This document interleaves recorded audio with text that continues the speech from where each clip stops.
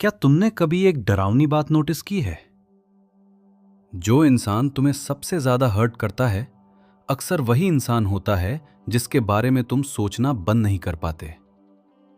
और जो इंसान जेन्युइनली तुम्हारी केयर करता है, वो ऑलमोस्ट इनविजिबल फील होता है।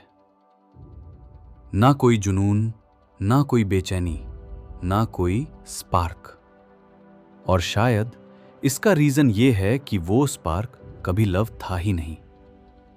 मे बी वो एंजाइटी थी, डर, इमोशनल विड्रॉल। साइकोलॉजी के अकॉर्डिंग ह्यूमन ब्रेन उस चीज के साथ ऑब्सेस्ड हो जाता है जो उसे कंप्लीटली मिल नहीं पाती।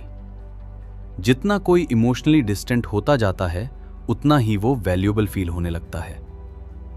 और धीरे धीरे तुम उस पर्सन को चेस करना बंद कर देते हो। तुम चेस करते हो फाइनली उनके द्वारा चूज किए जाने की फीलिंग को। एक टेक्स्ट, एक कॉल, एक छोटा सा मोमेंट ऑफ अफेक्शन, और सडनली तुम्हारी पूरी इमोशनल स्टेट चेंज हो जाती है। बिकॉज अनसर्टेनिटी एडिक्टिव होती है। एक दिन वो तुम्हें स्पेशल फील करवाते हैं, अगले दिन वो डिसअपियर हो जाते हैं, और तुम्हारा ब्रेन एंटीसिपेशन में ट्रैप हो जाता है। Waiting, overthinking, hopping, may be आज टेक्स्ट आ जाए, मे बी वो मुझे मिस करते हैं, मे बी इस बार सब डिफरेंट होगा। और जब फाइनली वो वापस आते हैं तो रिलीफ ओवरवेलमिंग फील होता है। चेस्ट हल्का लगने लगता है, थॉट्स काम हो जाते हैं, बॉडी रिलैक्स होने लगती है। रिलेशनशिप हेल्दी होने की वजह से नहीं, बल्कि इसलिए क्योंकि तुम्हारा ब्रेन इमोशनल रिलीफ के लिए स्टार्विंग था। तुम्हें लगता है तुम लव के लिए फाइट कर रहे हो, लेकिन कभी कभी तुम्हारा ब्रेन सिर्फ विड्रॉल से फाइट कर रहा होता है। और यही चीजें डार्क होने लगती हैं।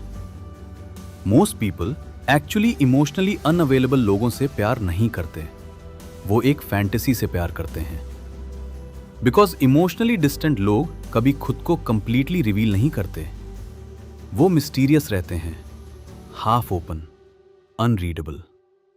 और ह्यूमन माइंड एम्प्टी स्पेसेस को हेट करता है, इसलिए वो उन एम्प्टी स्पेसेस को अपनी इमेजिनेशन से फिल कर देता है। तुम हिडन डेप्थ इमेजिन करने लगते हो जहां शायद कुछ हो ही नहीं। तुम खुद को कन्विंस करते हो they care deep down, they are just cared, एक दिन वो बदल जाएंगे। लेकिन अक्सर तुम रियलिटी से प्यार नहीं कर रहे होते, तुम उस इमोशनल स्टोरी से प्यार कर रहे होते हो जो तुम्हारे माइंड ने उनकी साइलेंस को सरवाइव करने के लिए क्रिएट की थी। और शायद सबसे डार्क ट्रूथ ये है कि तुम्हारी बॉडी इमोशनल पेन को पैशन समझ लेती है। चेस्ट में वो टाइट फीलिंग, उन्हें लूज करने का फियर, ऑब्सेशन, इमोशनल केओस, तुम उसे केमिस्ट्री बोल देते हो। लेकिन कभी कभी वो सिर्फ एक ओल्ड अबैंडनमेंट वूंड होता है जो दोबारा एक्टिवेट हो गया।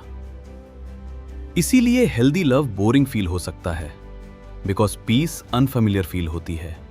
एक ऐसे नर्वस सिस्टम को जो इमोशनल इनकंसिस्टेंसी के अराउंड बड़ा हुआ हो।